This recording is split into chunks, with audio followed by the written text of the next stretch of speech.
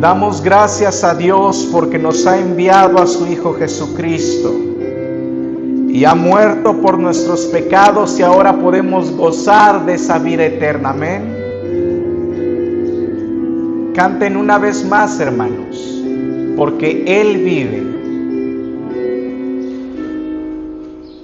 Porque Él vive, triunfaré mañana.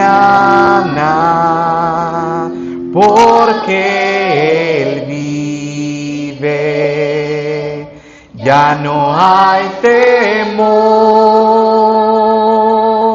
Porque yo sé que el futuro es suyo.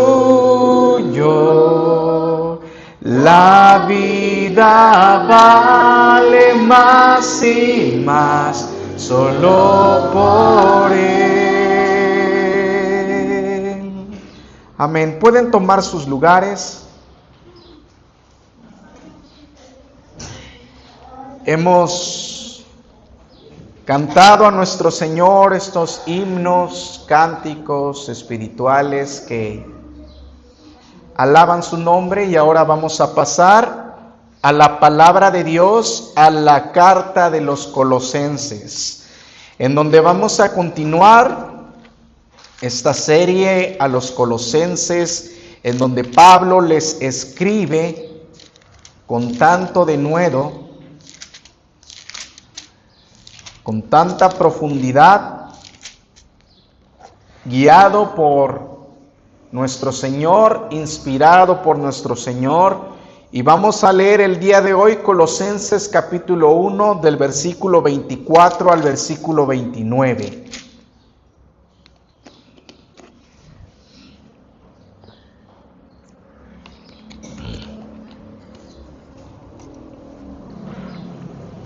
Muy bien. Ahora me gozo en lo que padezco por vosotros y cumplo en mi carne lo que falta de las aflicciones de Cristo por su cuerpo, que es la iglesia, de la cual fui hecho ministro según la administración de Dios que me fue dada para con vosotros, para que anuncie cumplidamente la palabra de Dios, el misterio que había estado oculto desde los siglos y edades, pero que ahora ha sido manifestado a sus santos, a quienes Dios quiso dar a conocer las riquezas de la gloria de este misterio entre los gentiles, que es Cristo en nosotros, la esperanza de gloria, a quien anunciamos, amonestando a todo hombre y enseñando a todo hombre en toda sabiduría, a fin de presentar perfecto en Cristo Jesús a todo hombre. Pero para lo cual también trabajo luchando según la potencia de Él, la cual actúa poderosamente en mí. Amados hermanos, el apóstol Pablo está mencionando que lo que padece en la persecución, que lo que está padeciendo aún en el momento en el que está escribiendo esta carta, pues recordemos que Pablo estaba encarcelado en Roma. Él está diciendo: lo que padezco ahora, lo padezco por ustedes. Y como menciona en el versículo 24, cumplo en mi carne en lo que falta de las aflicciones de Cristo, por su cuerpo, que es la iglesia. No nos está dando a entender, amados hermanos, que lo que padeció Cristo es insuficiente y que hace falta añadir obras para la magnífica obra que hizo nuestro Señor Jesús. Absolutamente no.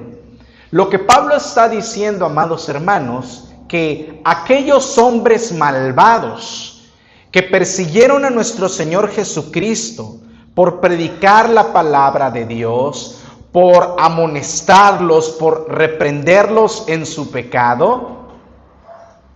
Y estos hombres, al escuchar la palabra de nuestro Dios, reaccionaron ferozmente a tal punto de llevarlo a la cruz del Calvario y asesinarlo de esa forma tan cruel.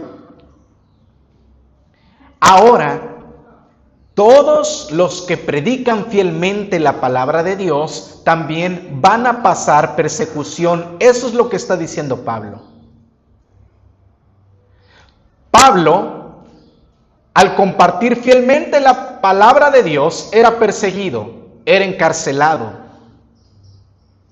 Y tenemos que recordar, amados hermanos, que absolutamente todos los que predican fielmente la palabra del Señor van a sufrir persecución. Por eso está diciendo que está cumpliendo en su carne lo que falta de las aflicciones de Cristo.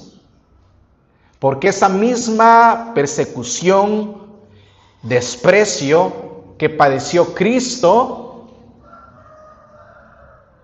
también va a seguir a sus fieles seguidores. Si a Cristo, siendo perfecto, lo persiguieron, ¿cuánto más nosotros, amados hermanos? Pero el apóstol Pablo está conectando, o mejor dicho, está continuando su argumento desde el versículo 21. Y está, obviamente, continuando en estos versículos a lo que estaba diciendo desde los versículos 21, 22 y 23 también. En donde menciona en el versículo 21, y a ustedes también que eran en otro tiempo extraños y enemigos en su mente, haciendo malas obras, ahora los ha reconciliado en su cuerpo de carne por medio de la muerte, hablando de nuestro Señor, para presentarnos santos y sin mancha e irreprensibles delante de Él, hablando de nuestro Señor. Si en verdad permanecen fundados y firmes en la fe y sin moverse de la esperanza del Evangelio que han oído, el cual se predica en toda la creación que está debajo del cielo, del cual yo, Pablo, fui hecho ministro. Entonces está conectando esto, amados hermanos, con el padecimiento o la persecución que puede tener, que van a tener los cristianos. Está diciendo que si en verdad permanecemos fundados y firmes en la fe, esto quiere decir que va a haber persecución. Pero la fe verdadera, amados hermanos, va a producir una firmeza en el Señor. Según de Timoteo capítulo 2 versículo 19 dice, pero el fundamento de Dios está firme, teniendo este sello: conoce el Señor a los que son suyos, y apártese de iniquidad todo aquel que invoque el nombre de Cristo. La fe verdadera, amados hermanos, va a producir que estemos firmes en medio también de la tentación. Cuando Jesús fue tentado por el diablo en el desierto, Él respondió y dijo, escrito está, no solo de pan vivirá el hombre, sino de toda palabra que sale de la boca de Dios. Permanecemos firmes en la tentación por la palabra de Dios. Porque Dios nos mantiene firmes. La fe verdadera de la cual está hablando Pablo y de la cual él predica y lo sostiene en medio de esta aflicción de la cual inicia hablando en estos versículos, también produce que estemos firmes en las tribulaciones. Primera de Tesalonicenses capítulo 3 versículo 3 nos indica: a fin de que nadie se inquiete por estas tribulaciones, porque ustedes mismos saben que para esto estamos puestos. Pablo continúa predicando fielmente la palabra de Dios aún en medio de la cárcel. Firmes y abundantes en la obra del Señor, amados hermanos. Como lo indica Primera de Corintios capítulo 15 versículo 58, así que hermanos míos, amados, estén firmes y constantes, creciendo en la obra del Señor siempre, sabiendo que nuestro trabajo en el Señor no es en vano. Amados hermanos, esa firmeza que vemos en el apóstol Pablo viene de una fe genuina. Viene de una fe que está fundamentada en Dios, en su palabra. Pues otro de los frutos de la fe verdadera es que vamos a permanecer firmes en la doctrina de nuestro Señor Jesucristo. Hechos capítulo 2 versículo 42 menciona que la iglesia primitiva perseveraba en la doctrina de los apóstoles, en la comunión unos con otros, en el partimiento del pan y en las oraciones.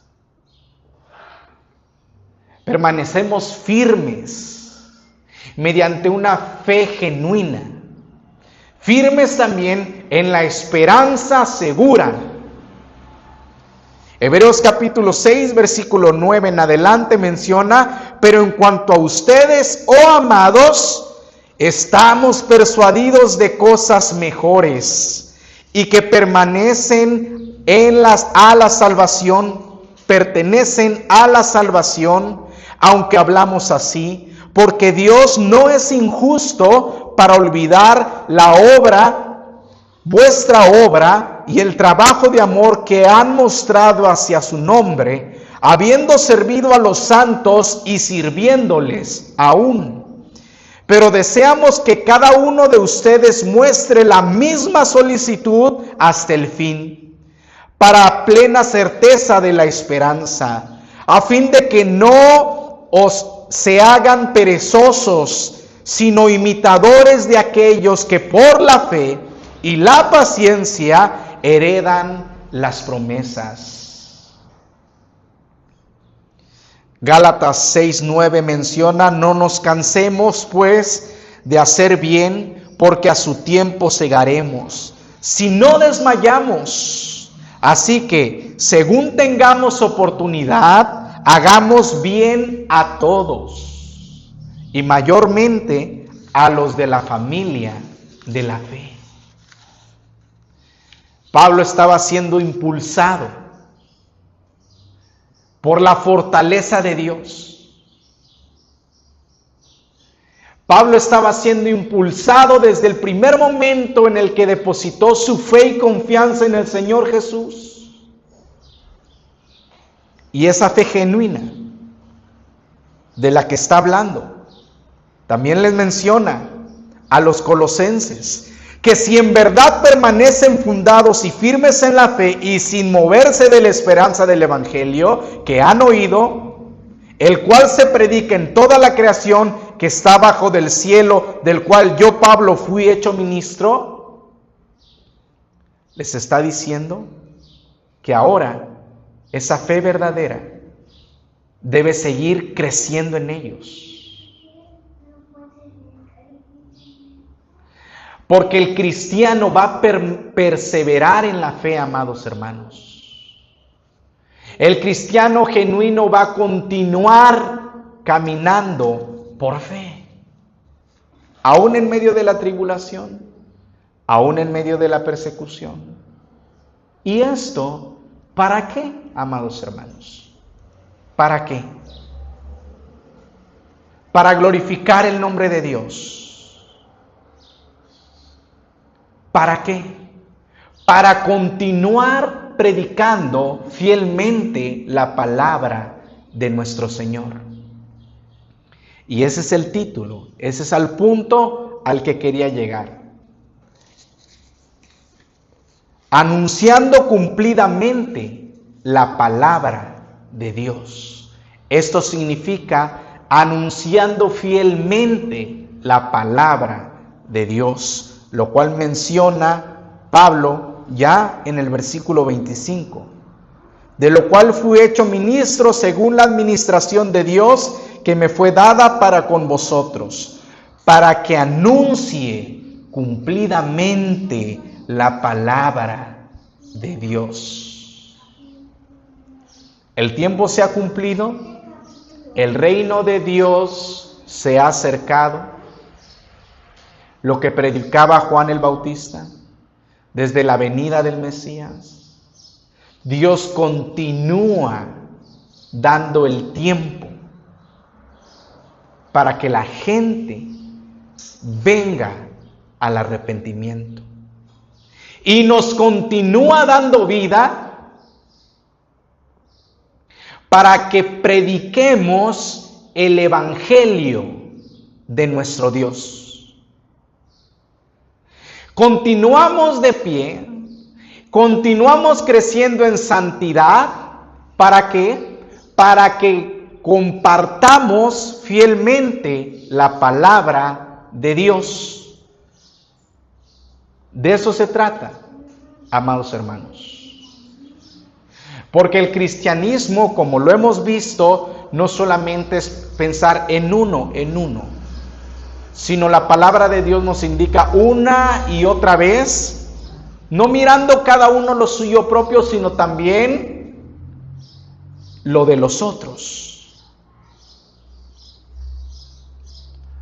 No nos encerramos dentro de una congregación solo para que nosotros crezcamos, sino que continuamos creciendo en la palabra de Dios. ¿Para qué? Para predicar fielmente la palabra de Dios. Conocemos a profundidad la palabra de Dios. ¿Para qué? Para compartir fielmente el evangelio.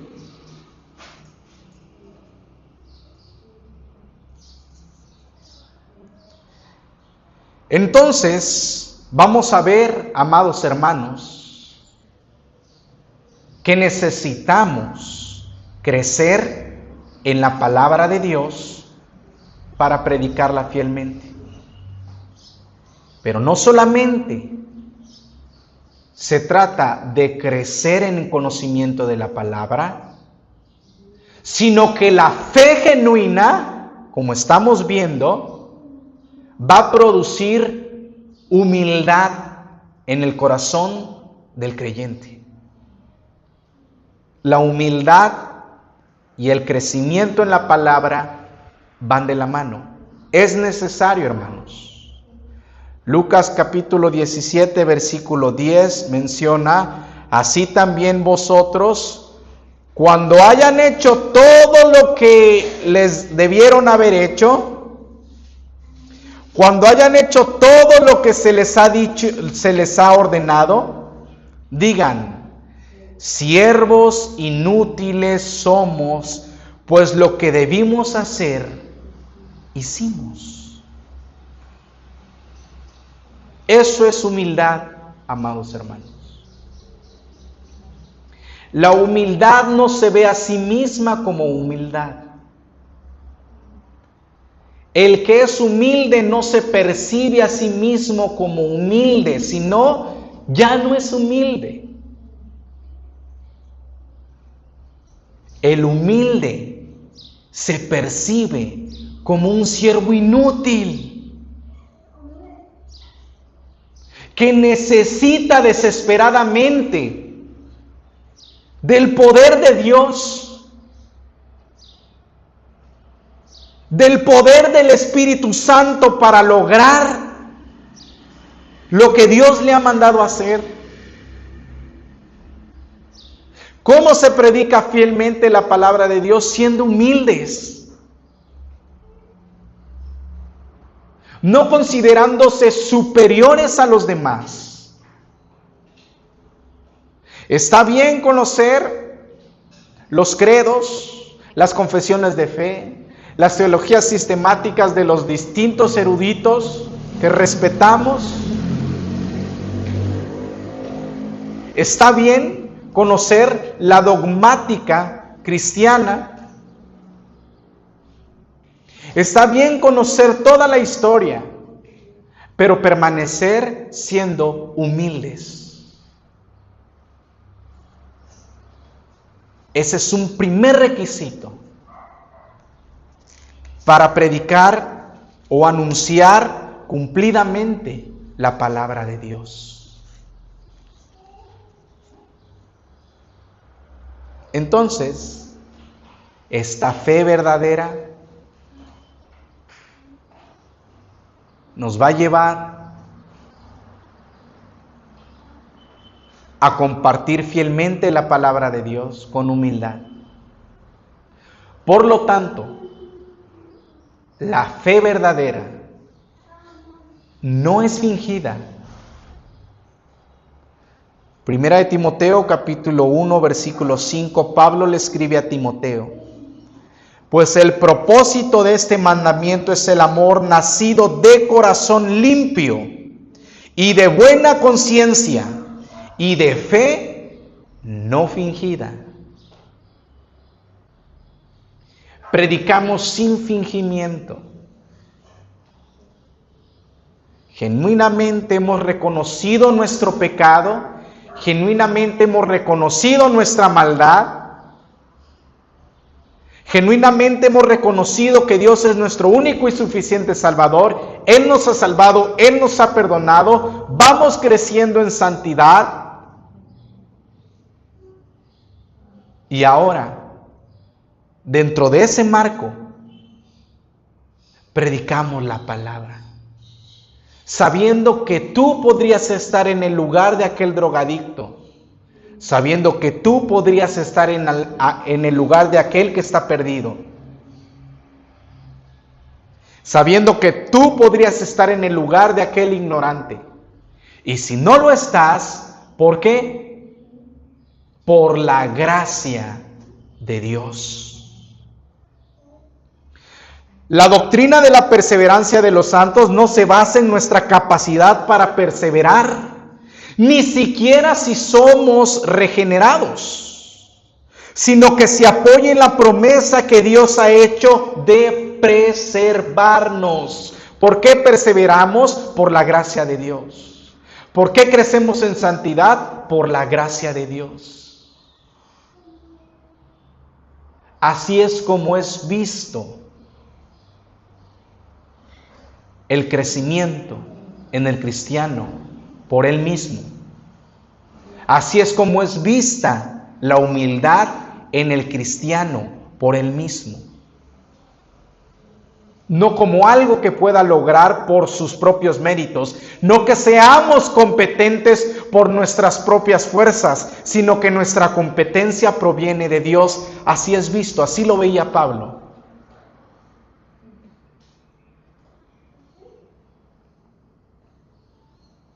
Por eso Pablo estaba seguro cuando escribía: estoy persuadido de esto, que el que comenzó la buena obra en ustedes la perfeccionará hasta el día de Jesucristo. Y ahora les está diciendo también a los colosenses, en los versículos finales, a fin de presentarlos perfectos en Cristo Jesús a todos los hombres. No porque sea por fuerza humana, sino porque es la obra de Dios. Un cristiano, vuelvo a repetir, esto es muy importante, no se ve como el más sabio a sí mismo. No se ve como el que más sabe a sí mismo. No se ve como el más humilde a sí mismo. No se ve como el que más ha crecido en santidad. ¿Sabes bastante? Entonces vas a saber lo suficiente para conocer que estás muy lejos de ser como Cristo. Estás creciendo en santidad, entonces te vas a dar cuenta que hay más pecados en tu vida de los que creías que habían.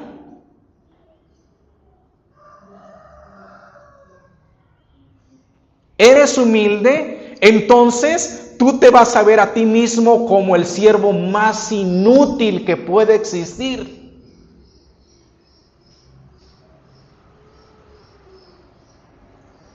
Así es como se percibe en uno mismo todas estas cosas, hermanos. Y aunque vengan hermanos, ¿verdad? Porque así ocurre, y me ha ocurrido. Hermano Cristian, qué bonito habló el otro día. Hermano Cristian, qué bonito cantó. Hermano Cristian, John Bunyan dice en su libro El progreso del peregrino, cuidado con los halagos. Porque el verdadero cristiano o el cristiano no basa su crecimiento en halagos. Porque los halagos pueden llevarnos a ensoberbecernos. Dice el proverbio, no le conviene al necio ser aplaudido.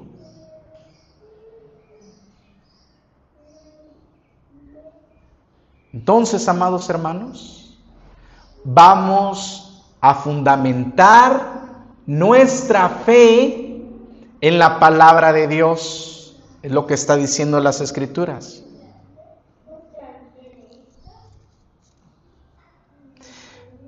Para que anunciemos cumplidamente la palabra de Dios.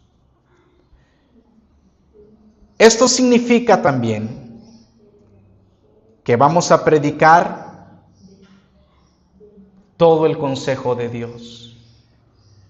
Y todo el consejo de Dios se encuentra en todas las Escrituras. Pablo, cuando escribe,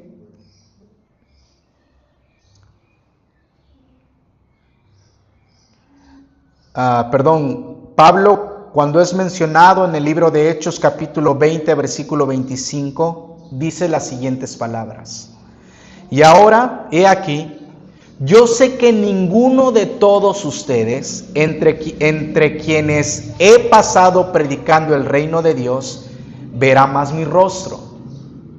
Por tanto, yo les protesto en el día de hoy que estoy limpio de la sangre de todos. ¿Por qué? ¿Por qué les dice esto? Yo estoy limpio de la sangre de todos ustedes. ¿Por qué? Porque no he rehuido anunciarles todo el consejo de Dios. Eso es predicar cumplidamente la palabra de Dios. Amados hermanos, eso es. Y hacerlo sin acepción de personas. Los judíos creían que solo para los judíos es la palabra de Dios, pero nos viene diciendo el apóstol Pablo que nuestro Señor Jesucristo había trazado este plan de salvación no solo para los judíos, sino también para todas las personas del mundo. Que escucharan todas las personas la predicación fiel del Evangelio.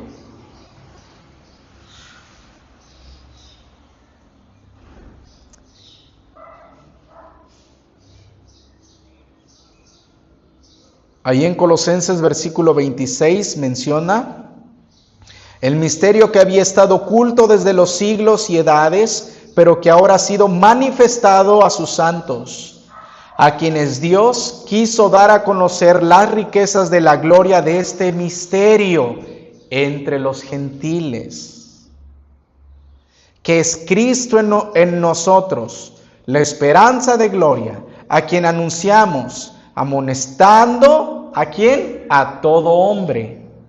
Y enseñando, ¿a quién? A todo hombre, en toda sabiduría, a fin de presentar perfecto en Cristo Jesús, ¿a quién? A todo hombre.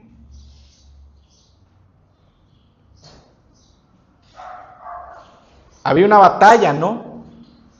Al principio.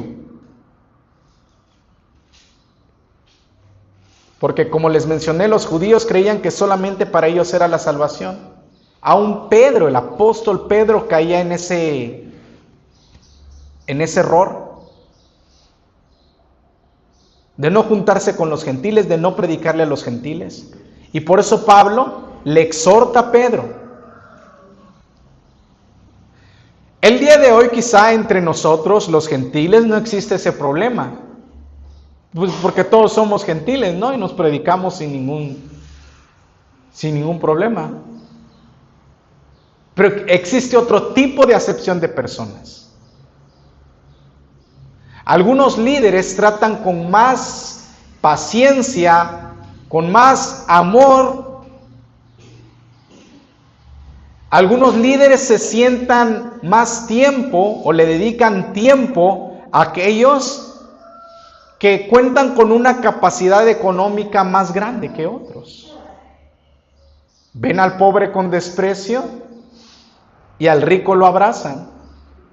Eso es hacer acepción de personas. Santiago nos advierte de eso.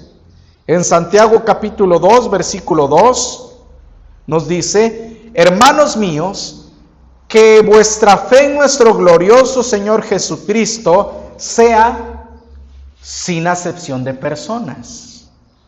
Porque si en vuestra congregación entra un hombre con anillo de oro y con ropa espléndida, y también entra un pobre con vestido andrajoso, y miras con agrado al que trae la ropa espléndida y le dices: siéntate tú aquí en buen lugar. Y le dices al pobre: estate tú allí en pie, o siéntate aquí abajo de mi estrado. ¿No haces distinción entre ustedes mismos y vienen a ser jueces con malos pensamientos? Hermanos míos amados, oigan, ¿no ha elegido Dios a los pobres de este mundo para que sean ricos en fe y herederos del reino que ha prometido a los que le aman? Pero vosotros habéis afrentado al pobre. ¿No os oprimen los ricos y no son ellos los mismos que os arrastran a las tribulaciones? Entonces, esta es otra forma de predicar cumplidamente la palabra de Dios, sin acepción de personas. Evangelizamos sin acepción de personas. ¿Pero por qué ocurre todo esto, hermanos? ¿Cuándo dejamos de predicar fielmente la palabra de Dios? ¿Cuándo comenzamos a hacer acepción de personas? Cuando nuestra mente está influenciada por otra cosa que no es la palabra de Dios. Cuando creemos, y esto ocurre en muchísimos líderes el día de hoy, amados hermanos, cuando creemos que los resultados son más importantes que los procedimientos bíblicos. Cuando creemos que lo material es más importante que lo espiritual. Y el hecho de creer que los resultados son más importantes y de que no importa lo que hagas para llegar a los resultados, porque son lo más importante, cuando creemos de esa forma, estamos actuando de una forma pragmática. Y el pragmatismo es un férreo enemigo de la predicación fiel de la palabra de Dios. ¿Qué es el pragmatismo? El pragmatismo es una filosofía. Es la idea de que algo es verdadero siempre que produzca resultados deseados, amados. El valor de una creencia, entonces, reside en los efectos que produce. Por lo tanto, algo debe ser adoptado solo en la medida que nos ofrezca respuestas satisfactorias.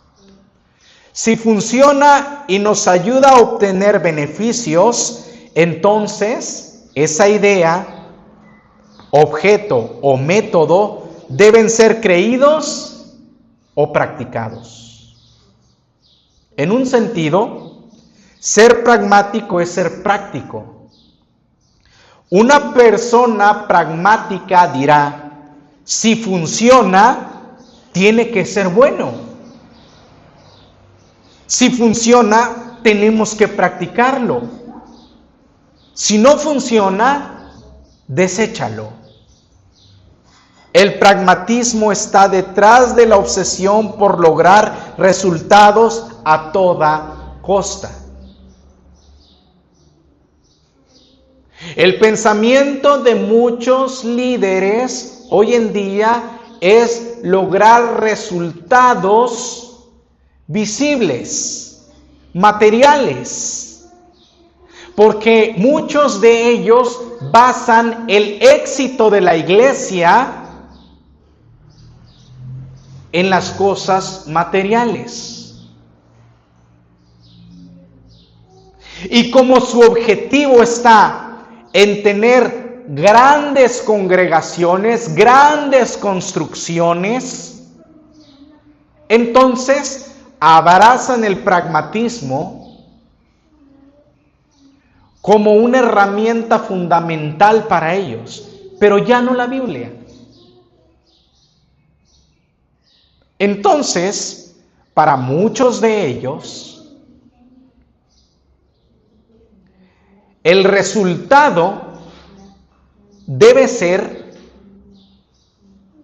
el lograr todos esos planes que ellos tienen. Y no importa si la iglesia está creciendo fielmente en la palabra, no importa si la iglesia realmente ama a Dios, lo importante es que se logren esos resultados. Entonces, son prácticos. Se deja de predicar fielmente la palabra de Dios, se deja de predicar fielmente todo el consejo de Dios. Ya no les interesa predicar desde Génesis a Apocalipsis la palabra de Dios, porque eso no va a traer tan rápido el resultado que desean. Toman simplemente algún mensaje y lo predican, porque lo más importante son sus propios deseos egocéntricos. El pragmatismo, amados hermanos, está muy instalado en el pensamiento de la sociedad occidental. Y la iglesia no ha sido inmune a su influencia, a tal punto en que la fe se mide por su utilidad y la vida cristiana, por sus logros terrenales.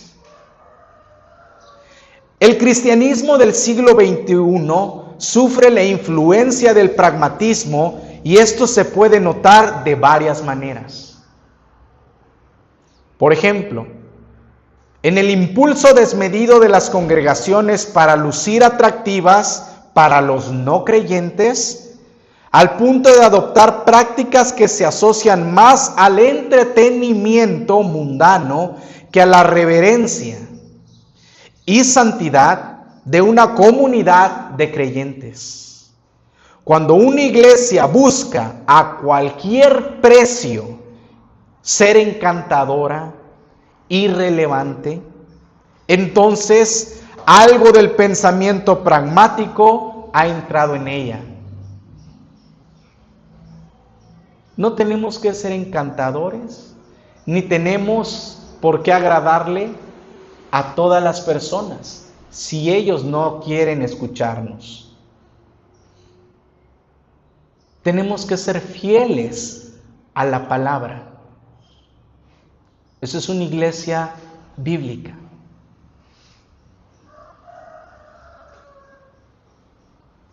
Las iglesias que solo se esfuerzan por ser atractivas al mundo corren el peligro de que sus formas y métodos respondan más al deseo por crecimiento numérico que a las convicciones bíblicas. Además, el mismo hecho de juzgar las iglesias por su cantidad de miembros, sus instalaciones, su influencia o su popularidad es signo de haber adoptado esta comprensión distorsionada.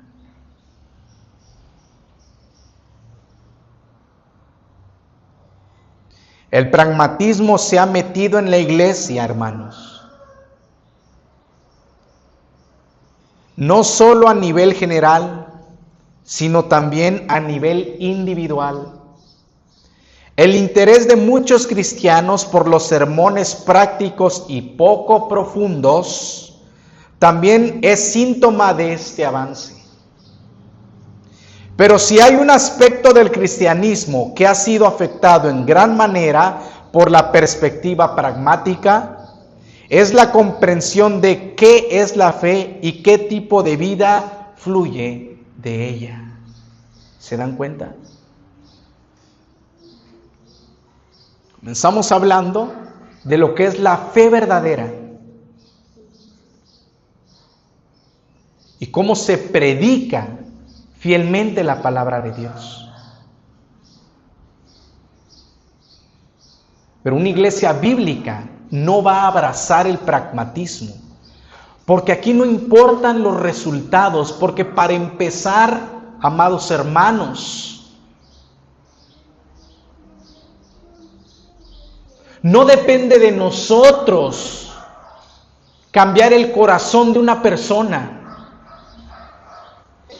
A nosotros se nos ha sido mandado predicar fielmente la palabra de Dios y allá nuestro Dios, si desea salvar a alguien o no. No nos vamos a centrar en hacer crecer a como dé lugar la iglesia. El pragmático dice, si esto me funciona, esto hago. Pero en la iglesia bíblica no debe ser así. Porque el pensamiento bíblico es, si esto es bíblico, esto hago. Si esto lo enseña la Biblia, esto hago. No importa si la gente viene o no viene. Lo normal va a ser que si predicamos la palabra de Dios fielmente, la gente no se va a querer venir a parar. Solo por la gracia de Dios vendrán. Y allá va esta bola de líderes pragmáticos a buscar libros de cómo hacer crecer la iglesia. Los pasos para que tengamos una iglesia, según ellos, fructífera.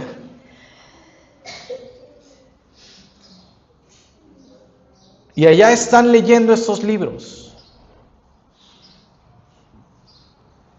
Pero ustedes quieren saber, amados hermanos, ¿cuáles son los pasos para tener una iglesia fructífera? Acompáñenme a Hechos 2:42.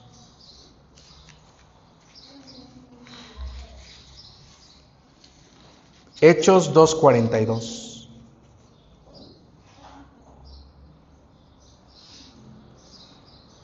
Aquí están los pasos para que una iglesia sea fructífera. y perseveraban en la doctrina de los apóstoles, en la comunión unos con otros, en el partimiento del pan y en las oraciones. ¿Y qué sigue diciendo? ¿Ah? Así es.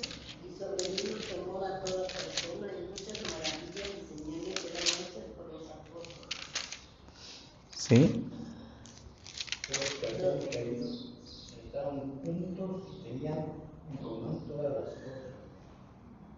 Así es, hermanos.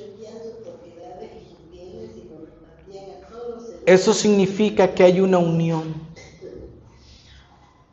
A nosotros nos toca ser fieles, perseverar en la doctrina, en la comunión unos con otros, en el partimiento del pan y en las oraciones. Y Dios irá añadiendo a su iglesia a los que han de ser salvos. Amén. Oremos. Bendito Dios, gracias por su palabra, gracias por permitirnos, Señor, estar en este lugar. Gracias, buen Dios, porque nos ha dado, Señor, su palabra, y no queremos sustituirla por métodos carnales, porque para nosotros lo más importante es usted, Señor. Damos gloria a su santo nombre, buen Dios. En el nombre de Jesús, amén.